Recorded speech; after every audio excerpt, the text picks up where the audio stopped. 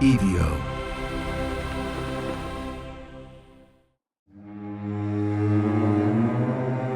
There are certain ideas that arrive not as improvements, but as disruptions. Visions that don't refine the world as it exists, but attempt to replace it with something new entirely. They don't ask how a system could be made more efficient. They ask whether the system itself is necessary. At the turn of the 20th century, as cities began to grow with the steady confidence of electric light, a network quietly took shape across the modern world. Wires stretched from generating stations to homes, from substations to factories, forming a lattice that carried energy in a way that could be measured and controlled, and most importantly, owned and monetized. Electricity was no longer an abstract force. It had been captured, directed, and integrated into the structure of daily life. It moved along lines, it passed through meters, and became a commodity. And once it became a commodity, it entered into a system that defined its value not only by what it could do, but by how it could be distributed, quantified, and billed. Power was no longer simply something that existed, it was something that could be delivered. And in being delivered, it could be charged for. That system, for all its complexity, had a kind of elegance to it. It created order where there had once been uncertainty. It allowed for expansion and for planning, for the predictable growth of cities and industries that depended on reliable access to energy. It turned something invisible into something structured. But it also imposed a limitation, because once energy is tied to infrastructure, once it depends on wires and stations and physical points of transfer, it becomes bound to the logic of those structures. It can only move where the system allows it to move. It can only exist where the system is built to carry it. And for most of the world, that was enough. Until someone began to imagine a different possibility. Not a better network, not a more efficient grid, but a world in which the grid itself was completely unnecessary. A world in which energy did not travel along wires, because it didn't need to travel at all. Welcome back to The Devil Within. You're listening to episode 5 of What We Built and What We Buried, The World Without Wires. In the last episode, we explored the ways in which invention can be limited, how durability can be redefined, how possibility can remain suspended between belief and proof. We followed ideas that were altered, contained, or left unresolved, each one revealing something about the systems that determined what moves forward and what does not. Tonight, we step into a different kind of story, because this time, the idea wasn't hidden. It was built. And by the end of this episode, you'll understand what a man named Nikola Tesla was trying to create. Not just a new method of delivering electricity, but a redefinition of what energy could be, and why that vision, once it collided with the structures that already existed, began to fracture in ways that had nothing to do with whether or not it was possible. If you're listening right now, please make sure you're following the show wherever you get your podcasts, or on the EVO Creative YouTube channel, because this is where the story expands, beyond objects, beyond materials, and into something that touches every part of the modern world. There's a strain of thought in the work of Ralph Waldo Emerson that resists the idea that systems define reality. It suggests instead that reality exists prior to the structures that we built to contain it. He wrote about self-reliance, not simply as independence, but as a refusal to accept imposed limitations where a broader possibility can be imagined. And that tension between what exists and what is constructed to manage it, it runs quietly beneath this story. Because what Tesla envisioned wasn't a refinement of the system, it was an escape from it. Chapter 1: The Mind That Saw Beyond the System. Nikola Tesla didn't approach electricity in the same way as the men who would eventually come to control its distribution. Where others saw a resource to be harnessed, measured, and sold, Tesla saw something closer to a natural force, something that existed independently of human systems, something that could be accessed rather than owned. This distinction, subtle at first, would shape every decision he made, and ultimately, every conflict that he would encounter. Born in 1856 in what is now Croatia, Tesla demonstrated from an early age a capacity for visualization that bordered on the extraordinary. He didn't simply design machines, he imagined them, fully formed, rotating in his mind with a precision that allowed him to test their function without ever constructing them physically. It was a method that completely bypassed trial and error, replacing it with something more immediate, more intuitive, and at times more isolating. Because ideas that exist so completely in the mind can be difficult to translate into the shared language of engineering. Tesla's early work brought him into contact with systems that defined electricity in practical terms. He contributed to the development of alternating current, a breakthrough that allowed power to be transmitted over long distances more efficiently than the direct current systems that preceded it. This achievement alone would have secured his place in the history of invention. But for Tesla, that wasn't an endpoint. That was the beginning. Because once the problem of transmission had been addressed, once electricity could be moved from one place to another with relative efficiency, the question shifted. Not how to move it better, but whether it needed to be moved at all. This is where Tesla's thinking diverged from the system that was forming around him. The emerging electrical infrastructure was built on control. Power plants generated energy. Wires carried it. Meters recorded its use. Every step in the process was defined, measured, and monetized. It was a system that functioned precisely because it imposed boundaries, because it determined where energy could go and how it could be accessed. Tesla saw those boundaries not as necessary, but simply as artificial. To him, electricity was not something that needed to be confined to wires. It was something that existed in the environment itself, something that could be transmitted through the earth, through the air, without the need for the physical structures that defined the existing grid. He began to imagine a world in which energy could be drawn from the atmosphere, distributed wirelessly, received by anyone with the means to access it, without the need for centralized control. It wasn't simply a technical idea. This was a philosophical one. Because a system built on wireless energy would not function in the same way as the one that already existed. It wouldn't rely on infrastructure that could be owned. It would not depend on meters that could measure usage. It wouldn't allow for the same kind of control over distribution. It would change not only how energy was delivered, but how it was valued. And that's where the idea begins to move from innovation into something far more disruptive. Because a system that can't be controlled can't easily be integrated into one that depends on control. Tesla wasn't unaware of this tension, but he was maybe unwilling to accept it. He continued to develop his ideas, to refine his understanding of how wireless transmission might be achieved, to move from theory towards something that could be demonstrated in the physical world. His work would eventually take shape in a structure that stood as both experiment and declaration. A tower that rose not just from the ground, but from the belief that the system itself could be replaced. But before that tower could be completed, before the idea could be tested at scale, it would encounter something that no amount of imagination could fully account for. Not a limitation of physics, but a limitation of structure. And once that encounter began, the question would no longer be what Tesla could build, but what the world was willing to accept.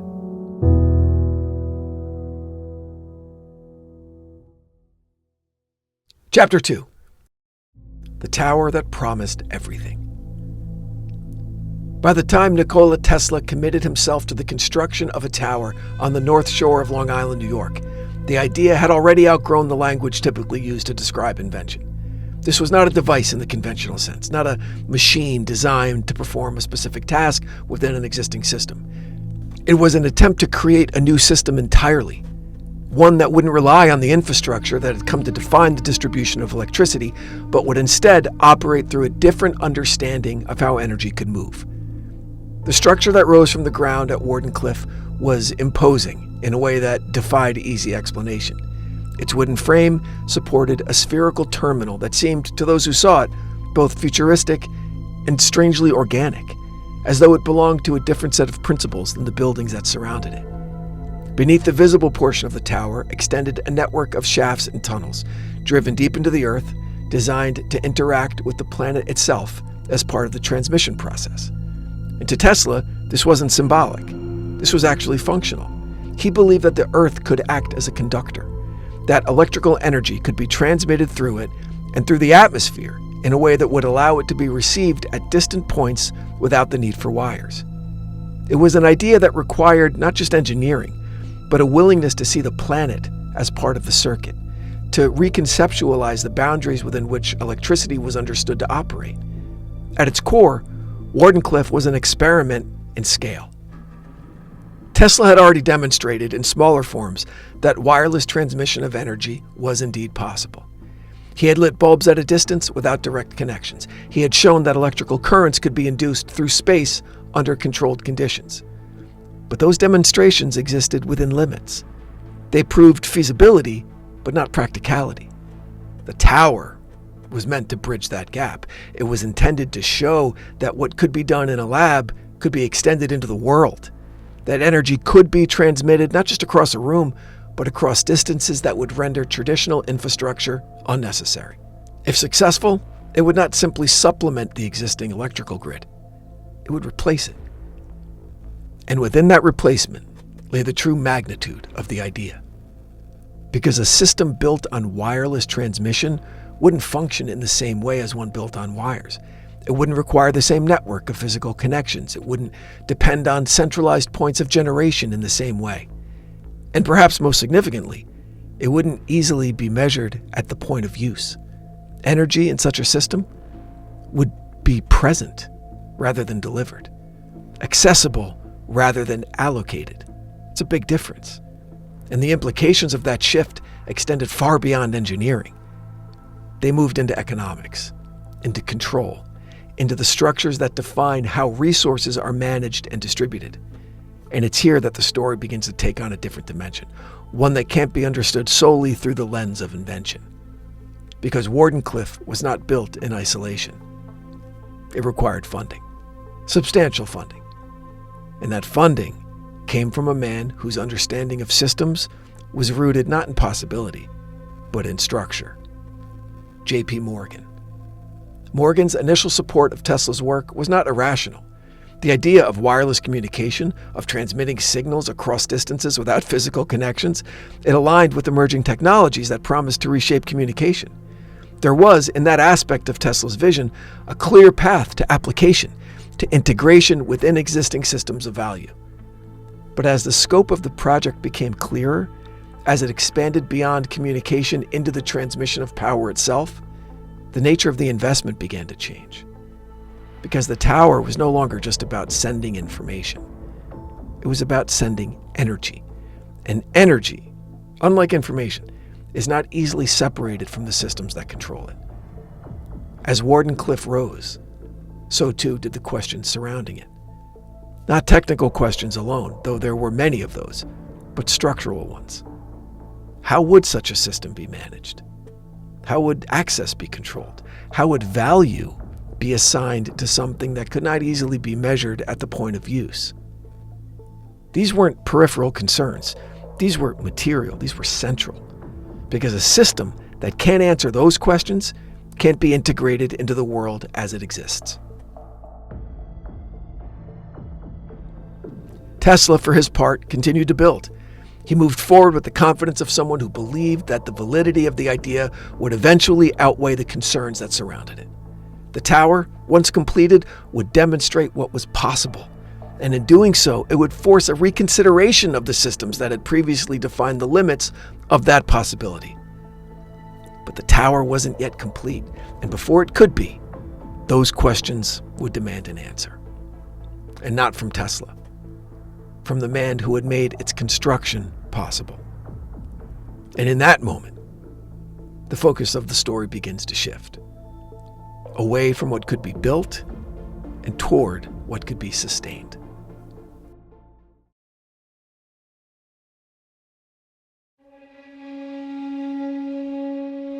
Chapter 3. The question that stopped the tower. The shift didn't come with a public declaration or with a dramatic break that could be easily identified in hindsight as the moment everything changed. It arrived instead as a question, simple in its phrasing, but precise in what it revealed.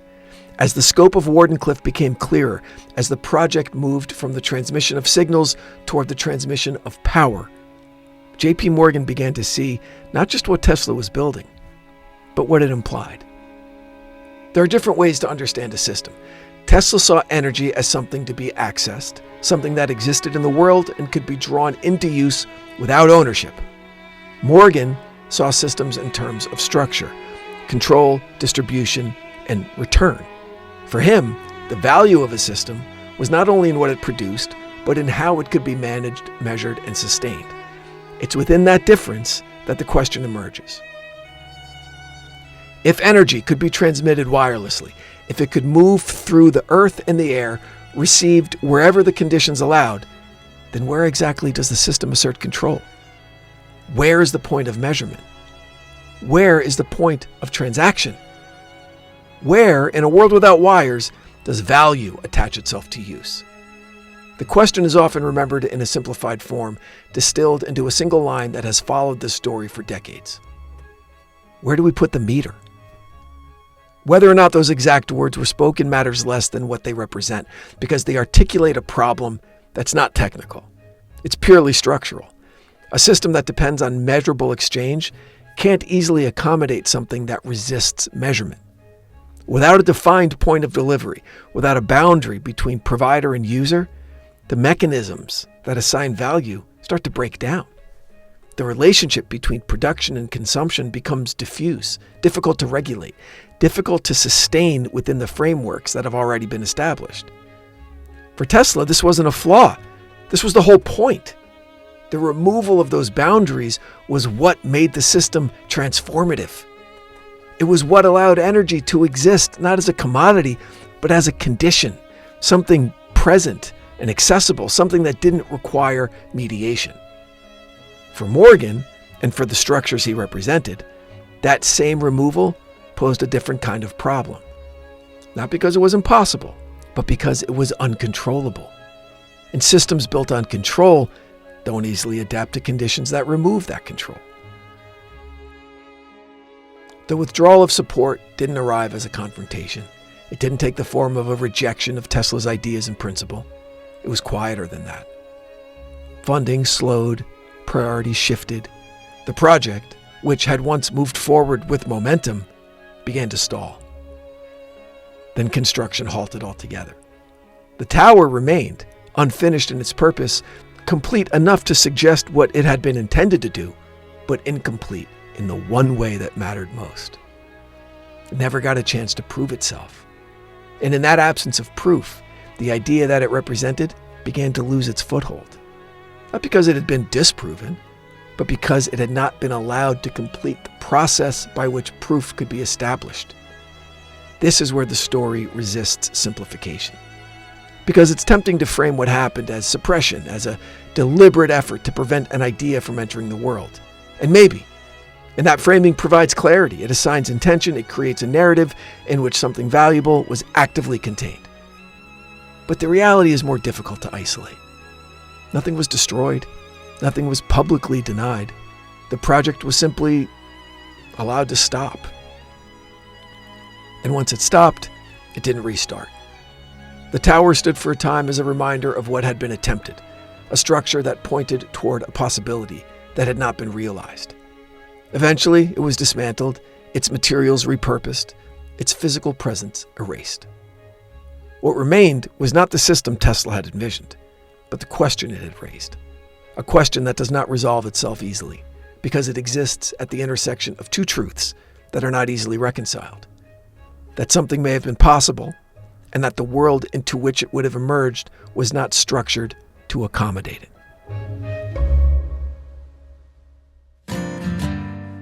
It's often said that innovation fails because it arrives too early, because the world is not yet ready to receive it, because the supporting conditions have not yet formed.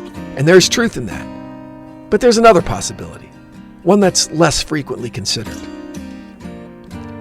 That innovation can fail not because it's premature, but because it doesn't align with the structures that define how the world operates. That an idea can be viable in isolation, but incompatible with the systems that would be required to sustain it. Tesla's vision of wireless energy exists within that tension. It's not easily dismissed because the principles he explored, resonance, transmission, the interaction between the Earth and the atmosphere, they're grounded in real phenomena. At the same time, it's not easily accepted because the system he imagined doesn't map cleanly onto the one that exists.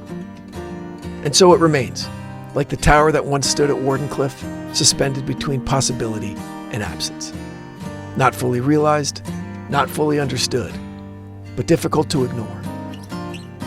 The devil within this story isn't a single decision or a single individual, but the boundary that defines what can move forward and what can't. A boundary shaped not only by what's possible, but by what can be controlled. On the next episode, we move beyond the tower and into the legacy, because the question Tesla raised didn't disappear when Wardenclyffe fell. It changed form. We follow his ideas as they fragment, as they are absorbed, reinterpreted, and in some cases, dismissed. We examine what remains of his work, what was proven, what was lost, and what continues to exist in the space between accepted science and persistent belief. Because once an idea challenges the system that surrounds it, it doesn't simply vanish. It evolves. We'll see you next time on The Devil Within. The Devil Within is an EVO production, recorded live at Bel Air Studios in Los Angeles, California. For The Devil Within, I'm your writer and host, Brandon Morgan.